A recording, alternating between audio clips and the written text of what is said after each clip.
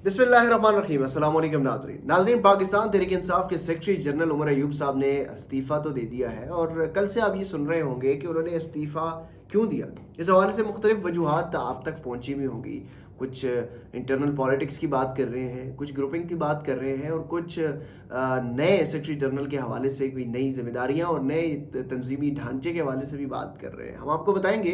कि अब नया सेक्रेटरी जनरल कौन आने वाला है और जो ग्रुपिंग की बात की जा रही है पाकिस्तान तहरीक इंसाफ के अंदर इस वक्त कितने ग्रुप्स हैं और कौन कौन उस ग्रुप को लीड कर रहा है। सबसे पहले तो आपको ये बताएं कि पाकिस्तान तहरीक इंसाफ में इस वक्त जब सेक्रेटरी जनरल के ओहदे से उमर अयूब साहब ने इस्तीफ़ा दे दिया तो पार्लिमानी जो पार्टी है उन्होंने एक करारदाद मंजूर की है और उन्होंने ये मुतालबा किया है कि उमर अयूब साहब अपना इस्तीफ़ा जो है वो वापस लें। लेकिन इस हवाले से हमारी इतलात के मुताबिक इमरान खान ने ये इस्तीफ़ा मंजूर कर लिया है और अब नया सेक्रेटरी जनरल जो है वो तैनात किया जाएगा। और इसमें बहुत ज़्यादा जो इमरान खान साहब भी खुद फील कर रहे थे वो यही था कि एक तरफ चूँकि उनके पास अपोजिशन लीडर का ओहदा है, सेक्रेटरी जनरल का भी ओहदा है, अपोजिशन लीडर जो है वो पार्लिमान के अंदर अपनी स्ट्रेटजी बनाते हैं, उसके साथ साथ जो है वो मुख्तलिफ अपोजिशन जमातों को साथ लेकर चलना है। दूसरी तरफ अगर सेक्रेटरी जनरल पार्टी की सेक्रेटरी जनरल की बात की जाए तो उन्होंने ना सिर्फ एहतजाजी तहरीक के हवाले से अपने जो है वो काम करना है बल्कि उसके साथ साथ जो पार्टी की तंजीम नो है और जो पार्टी को के साथ एक कनेक्टिविटी है वो भी कायम करनी है। तो इमरान खान साहब भी ये फील कर रहे थे, उनको भी मुख्तलिफ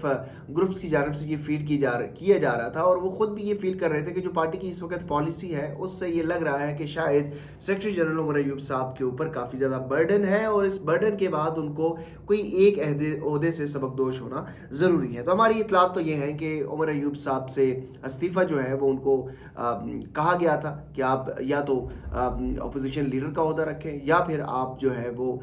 पार्टी का जो ओहदा है वो अपने पास रखें। तो उमर अयूब साहब ने साबिक वज़ीर आज़म इमरान खान साहब को ये अडयाला जेल में पैगाम पहुंचा दिया है कि वो इस ओहदे से बरतरफ होने जा रहे हैं। इसकी वजूहात एक तो ये है जो हमने आपको बता दी है, दूसरी वजूहात ये है कि पार्टी के अंदर बहुत ज़्यादा ग्रुपिंग भी है और उस ग्रुपिंग भी एक वजह ज़रूर बनी है। और उमर अयूब ने चूँकि उनके ऊपर इतना ज़्यादा बर्डन था, इतना ज़्यादा काम था, इतना ज़्यादा तनकीद भी की जा रही थी, प्रेशर बहुत ज़्यादा था, पार्टी के अंदर से भी वर्कर्स का भी प्रेशर था, तो उन्होंने इसी में अपनी इज़्ज़त अफजाई जानी और अपनी इज़्ज़त बचाई एक तरह से कि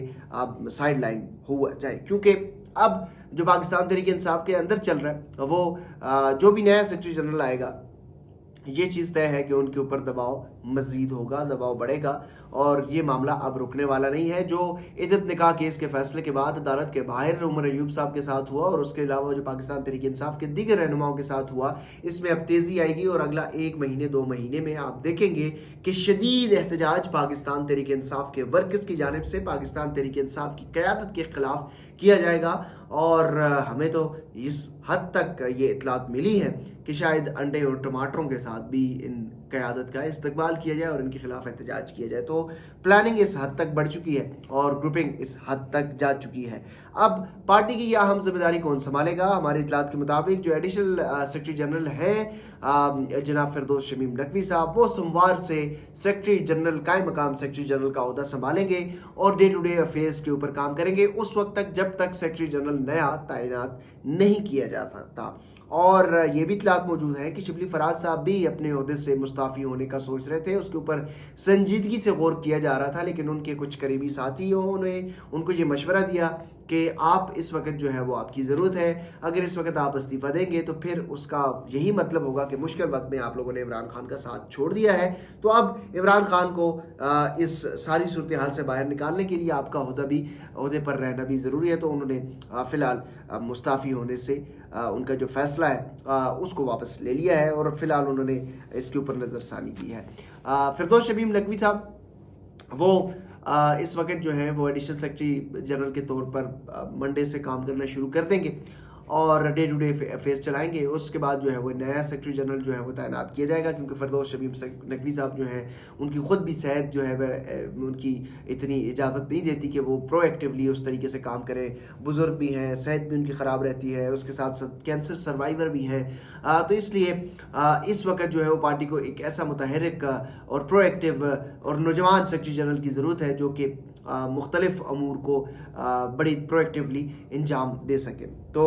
जहाँ पर ये ओहदा खाली हुआ है तो मुख्तलिफ ग्रुप्स के अंदर से मुख्तलिफ लोग जो हैं वो अपने अपने नाम फ्लोट कर रहे हैं। हर बंदा जो है वो इस वक्त पार्टी का ये इस ओहदा लेने के लिए ख़ुद को फेवरेट करार दे रहा है, लेकिन जो हमारी इतलात हैं उसके मुताबिक जो साबिक वज़ीर आला गिलगित बल्तिस्तान खालिद खुर्शीद जो है वो इस वक्त हॉट फेवरेट है सेक्रेटरी जनरल के ओहदे के लिए। और उसके साथ साथ और भी बहुत ज़्यादा लोग ज़रूर हैं, लेकिन खालिद खुर्शीद का नाम जो है वो हॉट फेवरेट लोगों में शुमार किया जाता है। दीगर अगर नामों की बात करें तो उसमें आज़म स्वाति साहब भी हैं, अमर डोगर साहब भी हैं, अली मोहम्मद खान साहब भी ख़ुद को कैंडिडेट के तौर पर देख रहे हैं, उनका नाम उनके लिए भी लॉबिंग की जा रही है।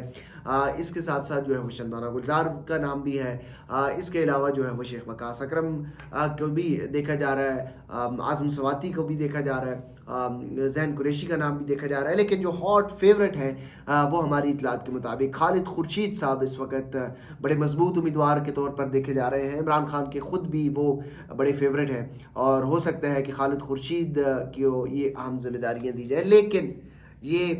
इसके साथ साथ ये मेरा तज्ज़िया है कि जो भी सेक्रेटरी जनरल इस वक्त तैनात किया जाएगा वो ज़्यादा लंबे अरसे तक नहीं आएगा, ज़्यादा लंबे अरसे तक सस्टेन नहीं कर पाएगा, क्योंकि प्रेशर काफ़ी ज़्यादा है, प्रेशर ग्रुप्स काफ़ी ज़्यादा हैं। ग्रुप्स की जब बात की जाती है तो हम आपको बताएं कि पाकिस्तान तहरीक इंसाफ में इस वक्त कितने ग्रुप्स हैं। कुछ लोग कहते हैं एक ग्रुप है, कुछ कहते हैं जी 2 ग्रुप में पाकिस्तान तहरीक इंसाफ की जो क़यादत है वो बटी हुई है, कुछ 3 का जिक्र करते हैं। लेकिन हम आपको बताएं कि 1 नहीं, 2 नहीं, 3 नहीं, 4 नहीं, 5 नहीं, बल्कि पाकिस्तान तहरीक इंसाफ के इस वक्त आधे दर्जन यानी 6 ग्रुप्स अपने अपने काम कर रहे हैं। बिल्कुल इस वक्त इमरान खान जो कि 50 डिग्री सेंटीग्रेड में अडयाला जेल में कैद है, उनकी अहलिया भी नाहक कैद है और उनको बजाय पार्टी जो है वो मुतहद होकर उनके लिए कोई सियासी हिकमत अमली बनाए, वर्कर्स को निकालने के लिए कोई सियासी हिकमत अमली बनाए, जो जेल में ख़वातीन कैद हैं उनको बाहर निकालने के लिए कोई सियासी हिकमत अमली बनाए, जो अदलिया